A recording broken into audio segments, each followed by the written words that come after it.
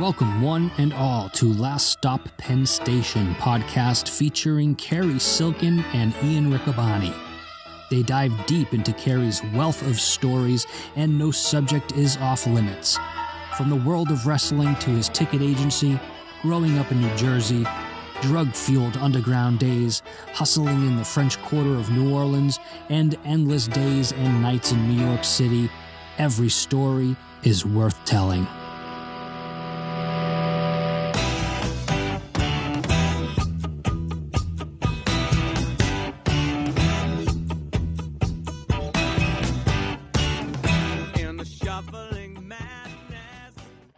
Welcome, everyone, to another edition of Last Stop Penn Station. I'm back. Cary, I'm back from the bubble. And look at you. My hair. What happened? I went into the hotel. I saw the nice man and lost all my hair. Yeah, you're looking good, my man. Oh, thank you. Last week was a lot of fun. I was mystified that you were able to go into a hotel with this man who saved you from an after-hours club where you could have been robbed, raped, and killed, anything. And you just walked into the hotel, didn't think anything of it. Well, there was some thought. But before we get back into that, let's talk about a lighter subject, like the Ring of Honor watch party. Yeah, what a magnificent show this week. I think since we've come back to television with new content, with new matches, this might have been the best one so far. Yeah, it was excellent. And I was going to say, I don't want to be knocking the other companies, but I just think, I don't watch all the wrestling that's out there, but I watch enough of it. Mm-hmm. And where I'm going with this is I think that for someone who likes pro wrestling the way I do, the way you do, mm-hmm. someone who likes pro wrestling presented in a manner that's logical and exciting, Ring of Honor is giving out the best product right now by far. Easily. Of anybody. Easily. And it comes down to the fact that you know what everybody's fighting for. I was talking to Maria Kanellis-Bennett in the bubble. And when I talked to her, I said, why did you come back to Ring of Honor? Why did you come back to wrestling? Didn't it feel weird going to WWE, maybe leaving? And she said, I know what I'm fighting for. I'm fighting for my kids. I'm fighting to preserve my legacy. I'm fighting for Mike. I'm fighting for, and she had many reasons that were incredible of why she was fighting and why she's coming back and being a part of Ring of Honor. The same can be said about our presentation. You know what Josh Woods is fighting for. He's fighting for the Pure Championship. Shane Taylor's fighting to be respected by everybody as a guy that everybody told he couldn't do it. The Foundation are fighting to restore pure rules, and they want to do things without cheating, without you going to the outside. You can look up and down the roster, and everybody has a reason. Which is I learned from Dutch Mantel many years ago. He says, Cary, if you're driving down the road and you see two guys standing on the side of the road, and you're with your friend driving, and you look over, and these two guys are having a fight, what are you going to say to each other? And what do you want to know? I'm like, I don't. And before I stammered and stuttered, he said, you want to know why are these guys fighting? Yeah. And I think Ring of Honor has always tried to have that ethic, and is right now in these strange times of wrestling in front of primarily very few or no people. Mm-hmm. We're achieving that. Absolutely. And that was proven on Monday night. Yeah, and we're looking forward to another watch party. One of my favorites, Danhausen, returns to action. It's signed. It's huge return bout. Brian Johnson and Danhausen. Speaking of the Bennetts, Mike Bennett, Matt Taven, they're going to be teaming together to take on the Bouncers, an exciting tag team action. And we're going to have another exciting bout as well. So, that's something to look forward to. Brian Johnson versus Danhausen. Brian Johnson, I think he thinks he's hot stuff now that he's been granted this TV title match against Dragon Lee. There's a guy who's, and we spoke about him last week, but he achieves what a heel is supposed to achieve. And You just don't like the guy. No, he's miserable. Right. And even though I know Brian Johnson, I don't like him. You're right. You know? I don't care how hard he works. He's the hardest working person I know, but I don't care. I don't care that he's first in, the first out, and he's got a chip on his shoulder. You won't catch me saying I'm very proud of him and that I'm glad he's in the spot he's in right now. I'm excited to see that match against Danhausen. Should be a heck of a treat, a great attraction. That's the thing about Ring of Honor too. You can see these matches with these world-class wrestlers, but you can also see some entertaining guys too. Right, and if it's available on the Sinclair affiliates. Mm-hmm. And what Ian and I are referencing is every Monday night on the ROHWrestling.com website. You can, if you haven't seen it over the weekend, you could watch the matches, the previous weekend show, and interact with the stars of Ring of Honor on social media, on Twitter. And it's really cool. Yeah. So please join us next Monday. And what else do we got here? Oh, yes. Very excited. You know, the 55 and 5, your brainchild. Right. It's going to be airing. It's due to be, we're working with Conrad Thompson. Right. With his, I don't want to say it wrong. No, adfreeshows.com. Is it .com or yeah. adfreeshows? Well, both. at adfreeshows on Twitter, adfreeshows.com on the web. Right. And we're going to be providing those in a succinct manner. So if you want to catch up, we've been doing the 1955 Parkhurst card set one at a time. It's the legends, it's the Hall of Famers, it's also the guys that had a cup of coffee. We're tackling them one at a time. They will be compiled in audio format. So if you just want to listen, if you just want to hear 5-minute history lessons about each wrestler, each episode lasts about 7 minutes with the intro, the outro, and the 5-minute lesson. Cary and I talk about the wrestlers. If Cary can provide information. I try to. And you had great stories about Tex McKenzie and Vern Gagne and a number of the stars that Argentina Rocca. And, some of the lesser names, even I was stumped, and it was very difficult to find them in the newspaper archives and to find them on websites and things like that. So it's been a fun activity. You can binge them. You can binge listen to them very soon. We'll have all that information to you. But head on over to Ad Free Shows. Follow at Ad Free Shows. They'll have all the information there on when they launch.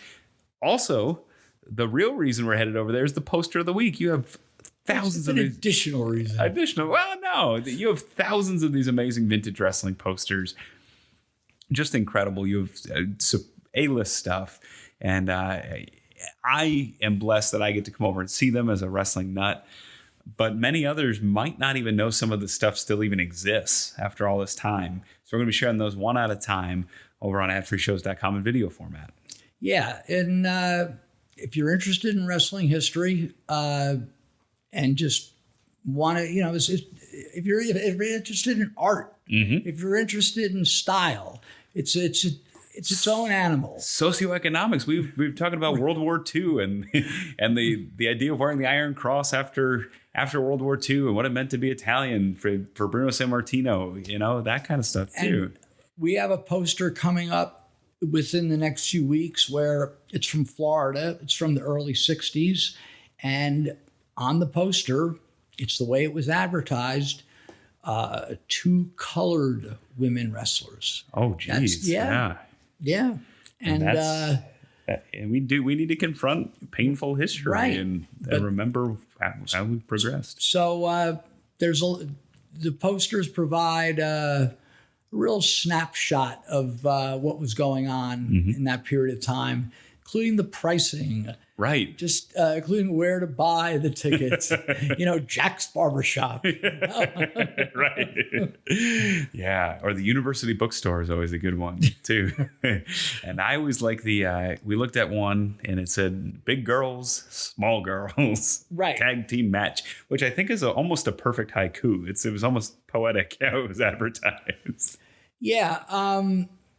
Back in the old days, they would refer to the small girls and the small men as midgets. And that's considered, not appropriate now. And I don't think they were thinking that back in that 1968 Baltimore poster. Sure. It's just probably the way the words sort of fit lined in. up. Yeah, it's small fit on the poster better than the more offensive term. So they chose small. But yeah, so the poster of the week, 55 and 5.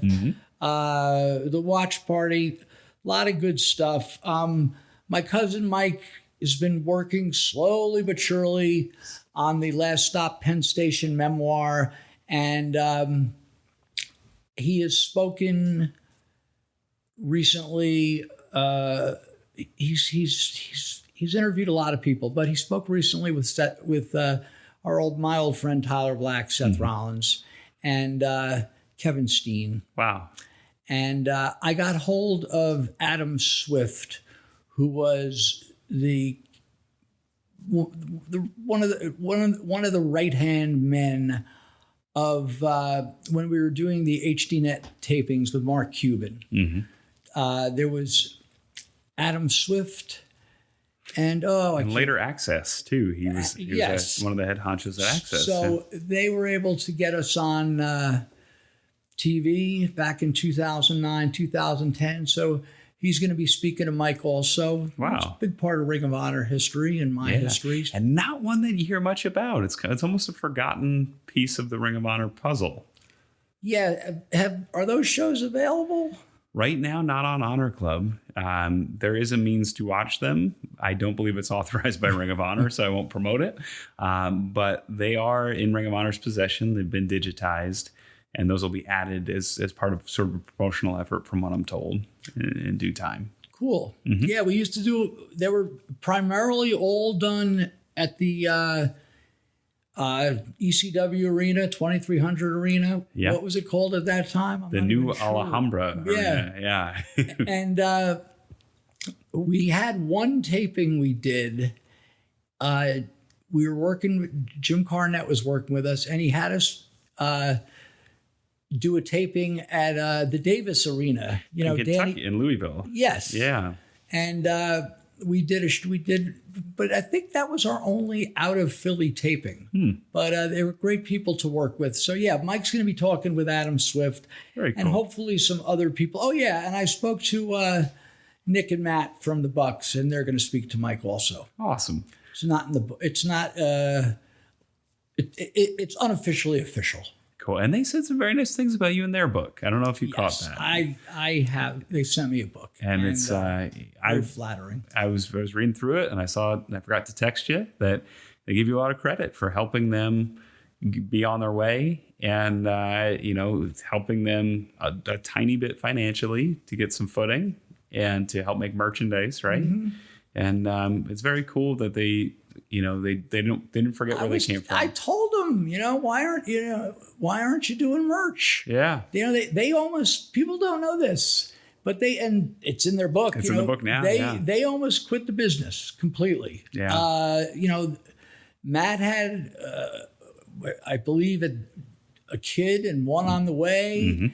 And Nick they both got married relatively young, and they had to provide for their family. And around 2012, things weren't going well for them, and I'm really happy they're doing very well. Yeah, there's guys that I miss, and I think to Vegas, we'd have so much fun. Yeah, we'd hang out with Nick Buck and Papa Buck.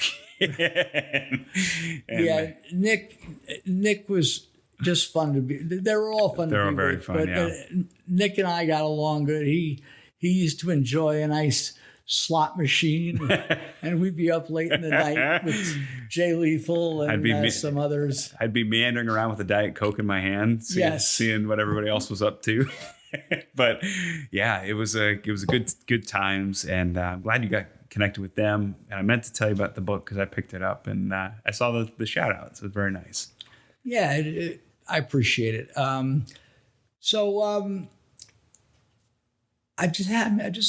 We're going to talk about a couple things that we both watched. It's things that I don't think you've watched, but the Super Bowl coming up. Maybe I'm out of touch, and I know I'm old, but But is the best they can come up with for the halftime show The Weeknd? Or am I missing something? Weeknd's a big deal. Weeknd has had a number of number one hits. Big deal. He's been going for a while now, maybe 5 years, 6 years. And I was just in Wawa, and they were playing that song. Ooh, ooh, ooh, ooh, ooh. And it's great. And he's had these huge hits. And I can't feel my face when I'm with you. Well, time has passed me by. I mean, wasn't last year Shakira and J-Lo? It was. That I get. Yeah, The Weeknd's interesting because if you ask my parents who The Weeknd is, right, they wouldn't know. But in terms of radio star power, he's somebody that 18 to 49, I think, plays really well. It's actually kind of a progressive pick because it's very progressive. I mean, we've gone from Prince, right, who was great, Bruce Springsteen, who crotching the camera, all-time great moment. Maybe it was a bad choice at the time. The Who, Tom Petty, yeah. So Katy Perry though was kind of they got her while she was still red hot. And let's not forget Janet Jackson. With Justin Timberlake, who recovered quite nicely from that. So well, that I get. Yeah. But maybe I should give The Weeknd a listen. He's good. And I say I believe he's kind of a DJ, but there's a performer, he's obviously the one singing. I first learned about him by playing a football video game. He was heavily featured in one of the Madden 14 or 2015 or one of those. And that I Can't Feel My Face song was on there. It became a big hit. Well, my ex roommate, young Dan, his favorite band is Pearl Jam. Okay. But he's a fan of The Weeknd. Yeah. And he tried to turn me on to them, to him a year or two ago. Mm-hmm. So young Dan knows his music. So I probably should be a little more open-minded. Yeah, Weeknd's good at squeezing some creativity out of the kind of the pop music. It's very easy to listen to. It's something that's pleasant most of the time. And the lyrics are good. The songs are good. And it's maybe a little like electronic-y, but it's pretty good. I'll have to give it a whirl. Yeah. And something you have to give a whirl to is with my good friend and our producer, AJ from Basan Creative. We've been really enjoying these short 30-minute, they're animated. Right, Tales from the Tour Bus. Mm. And there's 2 seasons. One season was country stars, some names like George Jones and Tammy Wynette. Sure. And Johnny Paycheck. Oh, yeah. And there's some oddballs in there. But all the ones they do, there's a reason they're doing it. Because these guys were, a little off kilter. Yeah. And then the second season is pretty much about the funk era. Nice. And we saw some great stuff with James Brown. Yeah. Talk about a wild man. Right. And you know who George Clinton is, of course. Absolutely. And Bootsy Collins. Yeah. Oh my goodness. I learned a lot watching that. Like Bootsy Collins,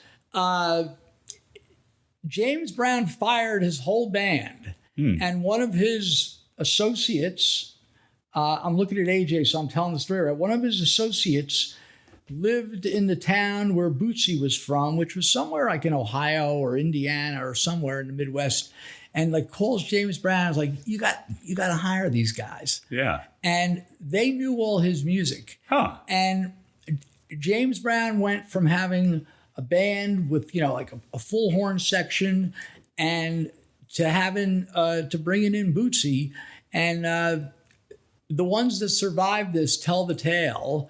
And just some really cool stuff. But Tales from the Tour Bus, I highly recommend it.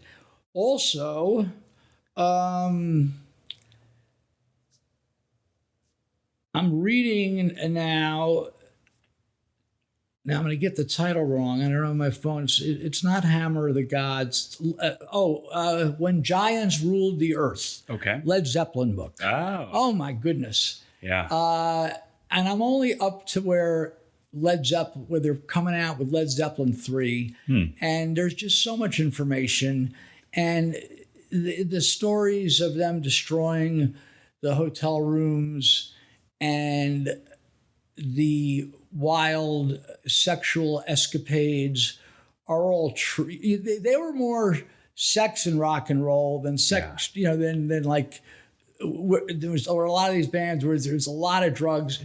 There were some drugs, but there was a lot of sex and a lot of alcohol and a lot of, just wild time with women. Yeah. Jimmy Page used to carry around, he had whips and chains, and they according to the book, they would, and the author says, I don't even know why they would bother because the girls would stay anyway, but they would handcuff girls to we got to go to the show, but here we'll leave you some order room service, and here's a couple of joints.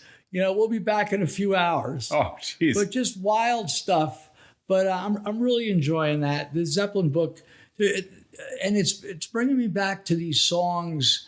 And there was a lot of is plagiarism the right word? Yeah, the blues artists. Yes. Yeah, so my brother's always brought that up to me, and I never gave it any credence. I just thought, well, it's music can sound the same. And then I heard something similar. I watched a YouTube video where they compared songs that Led Zeppelin did to songs that already existed, and specific when the levee breaks. There's a whole lot of love also. A whole lot of love. There's very specific things that they've stolen, and nowadays probably at least they'd have to share the songwriting credit on a lot of that. They were sued a number of times. Oh, okay. And there was a lot of out of court settlements. Got it. But it was a lot of these English-based blues bands. It was sort of common. Yeah, it does. I mean, like we said with The Weeknd, it's tough to continue to be creative and not sound like something else that becomes unlistenable. And so I listen to John Mayall, I listen to Cream, Spencer Davis Group, all those groups, and there are elements that cross over from one group to another. And I understand a lot of the participants are the same. Who am I thinking of? The drummer, the red hair. He was in Cream. Ginger Baker's Air Force. Again, a lot of the same personnel, a lot of the same people, but they're stealing all from they're attributing all from the same music. I should have been more prepared, but there's a laundry list of Jimmy Page was as young as he was a highly sought out session musician. And so Cary, what did he play on? Yeah. Well, there's a great compilation album on Spotify. There's a bunch of stuff. He worked with all kinds of people prior to Led Zeppelin, and super talented. John Bonham was a complete lunatic. Right. It sounded like he was pounding something with a sledgehammer when he played the drums, specifically the bass drum of all things. Well, there's a whole thing in the book about, he wanted to use a double bass on stage, and he did, and it was like too much. Right. And like the guys in the band were like, let's throw one of those drums away. Right. And his hero, the first time they played, somehow they got to play Carnegie Hall, and Buddy Rich was in the audience. Oh, wow, yeah. Right, legendary drummer Buddy Rich. Yeah. And to impress, even Buddy Rich was, Bonham was gobsmacked that Buddy Rich was there, but Buddy Rich had questions like, how do you do certain things? And I'm not a drummer and I can't, but it was one of these things like he really didn't even have an answer for him. It's like, I just do it. So the Zeppelin books were really good. Well, I'm going to give you the number one he played on, Joe Cocker's With Little Help from My Friends. Are we talking about Page? Yep. Okay. Jimmy Page. Johnny Halliday's Tout-Casser. He played on Jeff Beck's Bolero. He played on the Fleur de Lis Circles, which you would know to hear. That song might not jump out. I know you would know to hear that one. Sunshine Superman by Donovan. Yeah. Let's see. In My Time of Sorrow by Marianne Faithfull. I Pity the Fool. The Who, Bald Headed Woman. He played on The Last Mile by Nico. Interesting. Another, that's kind of a now that favorite. list you're reading, some of them are during the Zeppelin period, but a lot of those are pre-Zeppelin. These are all pre. These are all pre. Petulia Clark, Downtown. Really? Yeah. So he was on. Reading quickly here.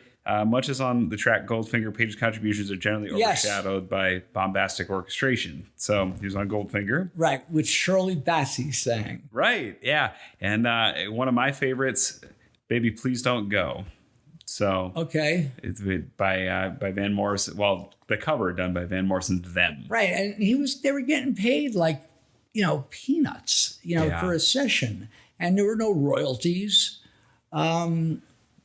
He claims Shirley Bassey did, when they did the Goldfinger song in the studio, Shirley Bassey keeled over at the end of it. The song, right? Yeah. It was like one take. Yeah. Or maybe it was the third take. Right. They did straight through, and it was so intense that she dropped. She was okay though. And I think, wasn't she pregnant at the time? I'm not sure. Isn't that the story? And she may have had a miscarriage. I'm not sure. I think that might be the story, or I might be thinking. Well, at least she wasn't in that hotel room with Mickey. Oh, right. The dealer. Oh, jeez, yeah. Yeah, if you want to hear about that, go back in the archives there. I saw something you saw. I saw the Sweet Daddy Siki documentary. Good, because I have it on the list here. And it was wonderful. If you are remotely familiar with professional wrestling, you will like this. It is a story about a man that for all intents and purposes, broke the color barrier in many different regions. Has a link to guys like The Rock. Has a link to Edge. Has a link to Trish Stratus, who he helped Edge and Trish Stratus and Christian train. He is just an incredibly charming individual. Still alive, fearless. A country star, right? No star, but I think he was doing Bowling Green in the music in the video, maybe. Yeah, he wanted to be a country. He was brought up in the South, and he loved country music, and he had balls. He did, and we had joked on, if you listen to 55 and 5, we talk about the original AAA, the Arizona territory, right? And did you know there's an original Madison Square Garden? I know that. In Phoenix, there was a place called Madison Square Garden. Yes, I do. Amazing. I looked up his results and I saw he wrestled there at one point. He also wrestled at the big Madison Square Garden, the original in New York, and just incredible. He broke down every barrier there was. And the story they tell about him wrestling in Greensboro against Buddy Rogers is one of the most exhilarating 5 minutes of film. Credit to Greg Oliver and to the team. You think that's the authentic footage? I was questioning that. It doesn't even matter. No, the story is important. The story is amazing. It looks like they may have taken one of their other bouts, because I know they wrestled for the U.S. title in Capitol. They had a U.S. title match. So to me, it looked like the original Madison Square Garden, the footage they used. Could be wrong. So he was threatened. He was threatened by the KKK. He was threatened by local politicians. He was threatened by just fans. He was getting hate mail. And this is very important to consider when you think about Hank Aaron, who I'm sure we'll talk about a little bit, who received the same treatment as he was getting closer to beating Babe Ruth's home run record. Sweet Daddy Siki was getting dozens of letters on the road. They were finding him and giving him these letters and blocking his entry to buildings, blocking his exit from buildings. He was traveling by himself a lot. Right. And when he wasn't, he was traveling with his wife, who was Caucasian. And that was an even larger issue for a number of these racist fans who tried to break down the doors in the locker room, who were throwing cups of spit, urine, anything they could find at him. Albeit, there was times when he was a very popular fan favorite in New York City. Well, it's a really good documentary. Even a non-wrestling fan like our beloved AJ, our producer, I think I'm safe to say he enjoyed it. It was really good. I'm going to try to tie this in. People are probably wondering what's veiled here. If you're watching the video version, we have an easel with a veil on it right now. It's a big reveal. Right. So something I don't think you have seen, but you have to watch it. It's really important. And for me it is, and to anybody should see this. One Night in Miami. Okay. Which is on Amazon Video, I believe. And I was, AJ and I watched it the other night, and it's about Malcolm X. The night Muhammad Ali, the second match he had with Sonny Liston in Miami, when he won, he won the match. And I was speaking with Mike G today, and I was asking him, do you think this really happened? Well, so Malcolm X is trying to basically recruit Cassius Clay, Sam Cooke, and football legend Jim Brown. Oh, no way. All to go over, to become Muslims or whatever. Was there a name of his sect? I'm not sure. But they were, the Muslim movement, and it didn't go down that way, and because Mike is very well read, and so the four of them never got together, but they did speak. He spoke with all of them, which and it's a real. If you're looking for knockdown, drag-out action, this isn't your kind of movie. But the movie is Malcolm X, Sam Cooke, Jim Brown, and Cassius Clay in a hotel room just talking. Wow. And it's really, really, really good, which brings me to the big reveal. The big reveal.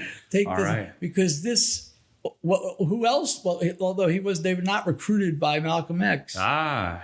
This was taken. This is a part of my collection. Yeah. And it's signed Cassius Clay. It's hard to see it. Yeah. And it's faded. But Cassius Clay, who did become Muhammad Ali. Right. And the Beatles were in town because the Ed Sullivan Show would film like 3 or 4 weeks in Miami during the winter. So it was during the time of when that fight was coming up. Classic picture. But the spoiler alert is that Jim Brown went his own way. And you know what happened to Sam Cooke, right? Yeah, unfortunately assassinated. Or possibly there was foul play. Yeah. His drug of choice was women. And but anyway, One Night in Miami, it's excellent. You got to check it out. You will really like it. Definitely. No doubt about it. And so Sweet Daddy Siki. Remember the Sweet Daddy Siki thing? Absolutely. Siki meets Muhammad Ali, and Muhammad Ali says, you got to go meet this Malcolm X guy. Next time you're going to be in New York? He goes, well, I'll come in and out now and then. He goes, you got to go see Malcolm X. All right. He goes, but Malcolm was gone. Oh, wow. Right. Malcolm was gone in 1965. Oh, wow. So, so Sweet Daddy is within this One Night in Miami somehow. The Beatles are. Oh my goodness. Not to mention Sam Cooke and Jim Brown. Really good stuff. Incredible. I'll have to check that out for sure. Yeah. Wow.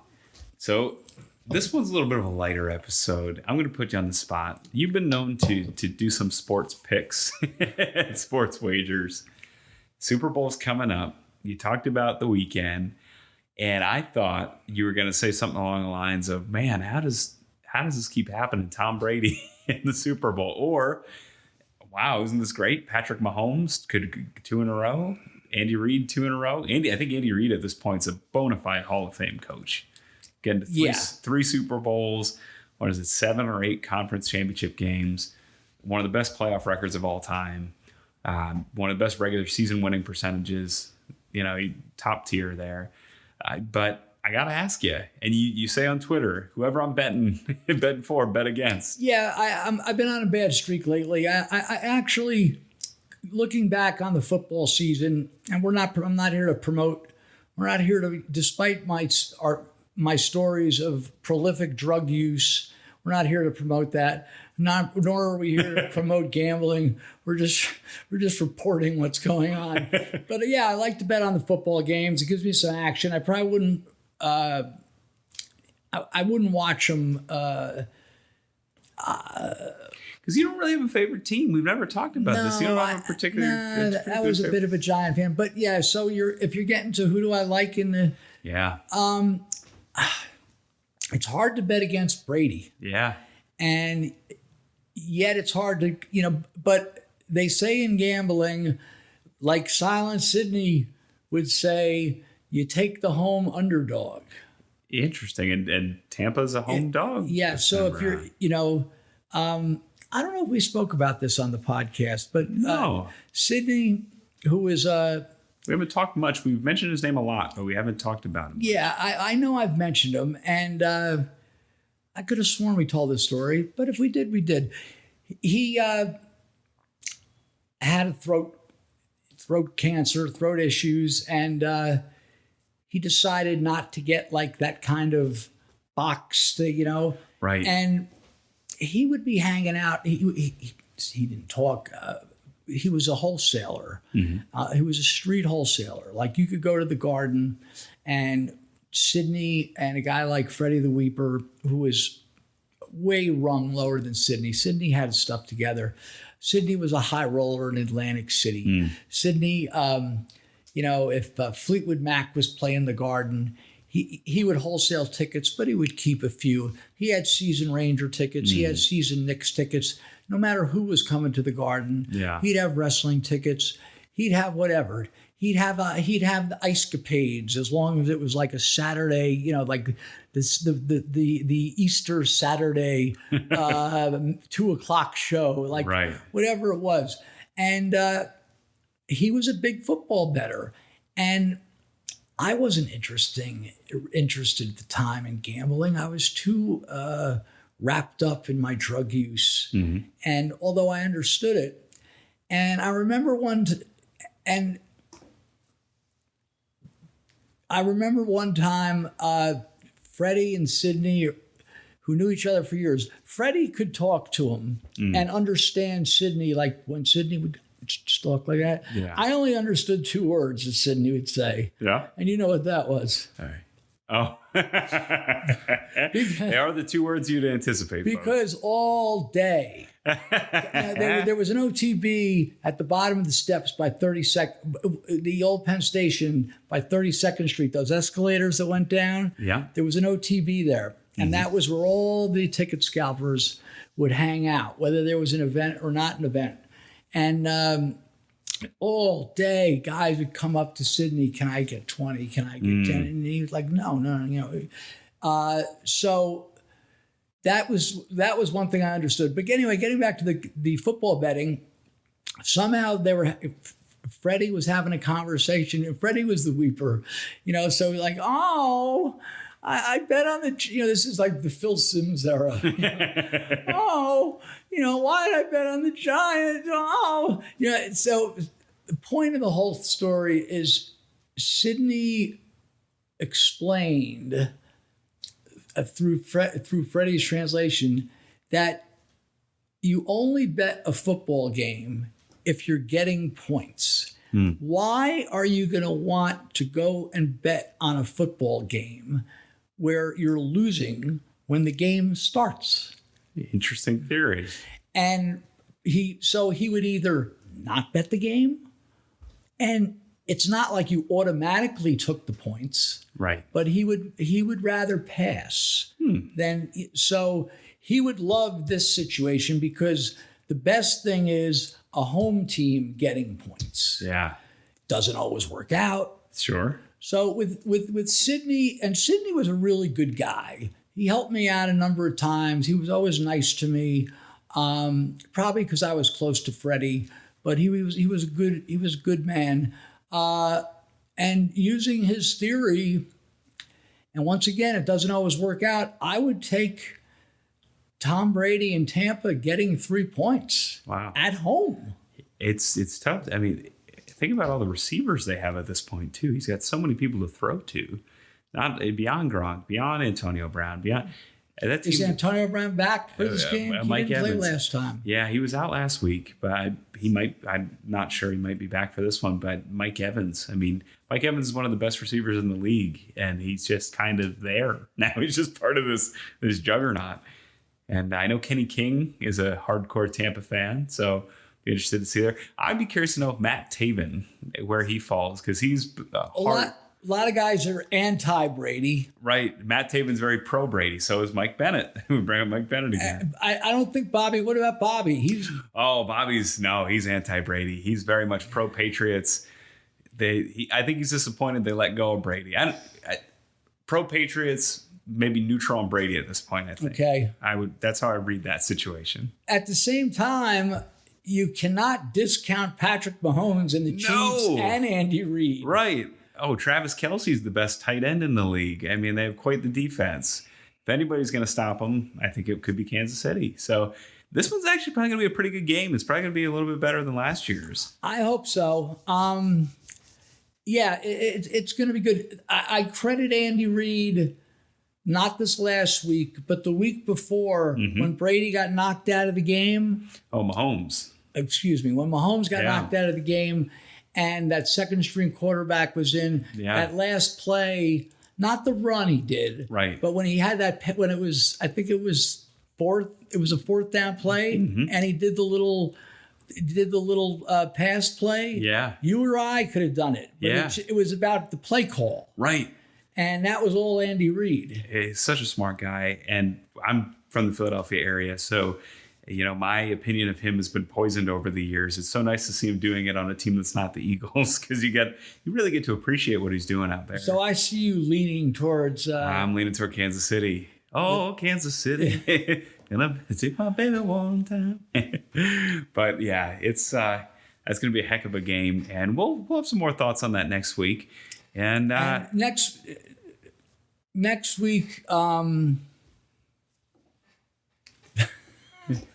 where are we at?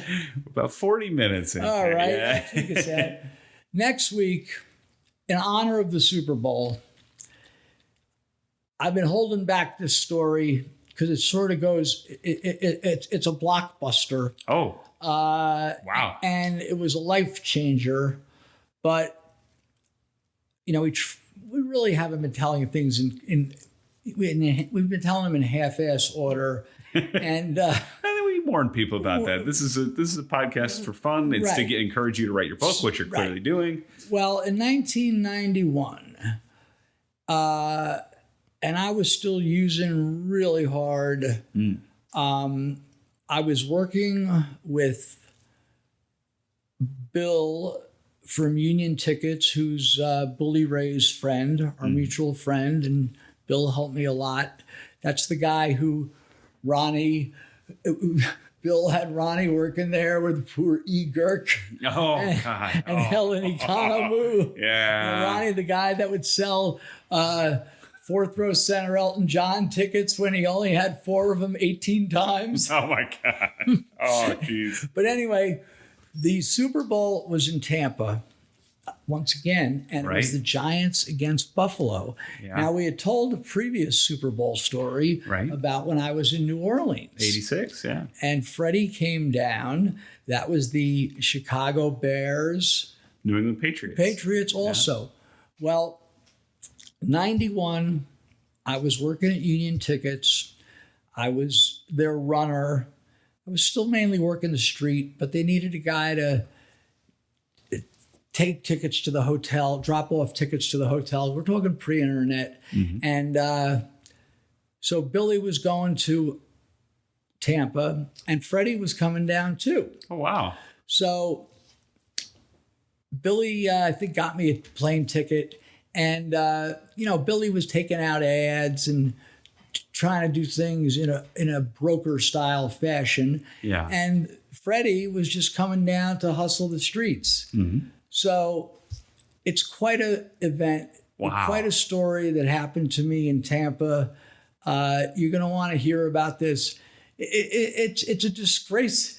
You see, one of the beauties of the podcast for me is I have to tell these stories that really I go bare ass naked in some of the horrible situations I got in. Mm-hmm. And this is so if you want to hear Cary in yet another horrible situation, make sure you tune in to Last Stop Penn Station next week for our Super Bowl spectacular. Wow. Calling it out here, the Super Bowl spectacular. Yeah, it was a life-altering event. Amazing. That happened. And sometimes bad events lead you. You've heard about the term hitting rock bottom. Yeah. Well, but you got to hear about the events that surrounding this. It wasn't just one thing. It was just like a series of events. And if there was ever, Freddie the Weeper's moniker, if he would have a button, it would be, oh, why did I get involved? Well, this was the ultimate, why did I get involved? And to hear more about it, tune in next week, Last Stop Penn Station. Please subscribe, whether it's iTunes, Spotify, wherever you get your podcasts. Mm-hmm. Please subscribe, give us a rating.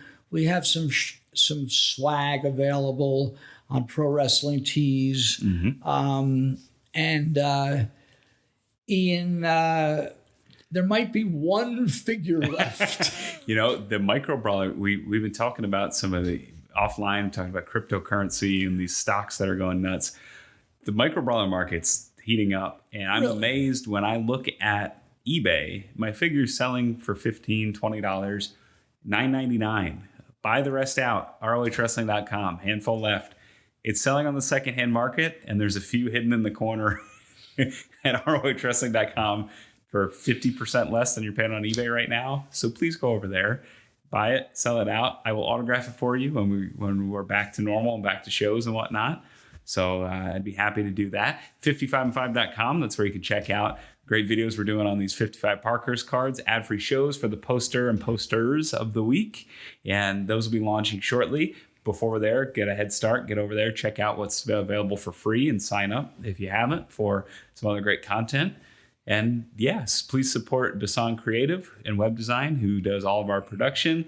And my friend Eric from Discover Pro Wrestling, who helps me with some notes and some other things. I appreciate his help also. Yeah. So we'll look forward to, boy, this is going to be a tough one to tell next week. Ooh. Oh, geez.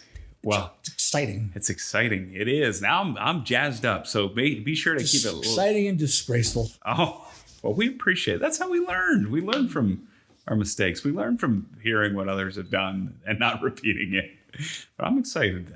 I've always asked you, was there a point where you really decided? This is one of them. One of them. Okay. Well, I can't wait to hear it. And we will hear that and more next week here on Last Stop Penn Station. For Cary, for AJ, I'm Ian. Happy wrestling, everybody. We'll see you next week. I thank God it stole the handle and the train and won't stop. Oh, no, it just slowed down. We hail you for listening to Last Stop Penn Station podcast. Rate, review, like, subscribe, and share on your favorite platform. Connect with us on Facebook, Instagram, and Twitter, or at laststoppennstation.com.